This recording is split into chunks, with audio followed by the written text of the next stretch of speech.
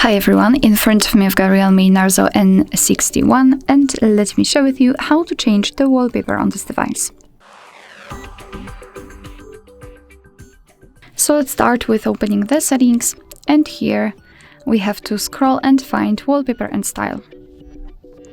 Then let's tap on change wallpaper right here. And as you can see, here we've been transferred to the albums from which you can choose the wallpaper from. In this device, we've got our photos, which is basically your own gallery, and on-device wallpapers, which are pre-installed on this device. And after tapping on the specific album, we will enter more pre-installed wallpapers from which we can choose. So basically, in order to check the preview of the wallpaper, simply tap on it, and as you can see here, you can check it how it will look like on the lock screen and the home screen. And if you're happy with your choice, just tap on the stick icon in the right lower corner, and now you can decide where you want to set it, so as the lock screen or both home and lock screens. So let me choose this option. Now we can go back, and as you can see, the wallpaper has been played successfully.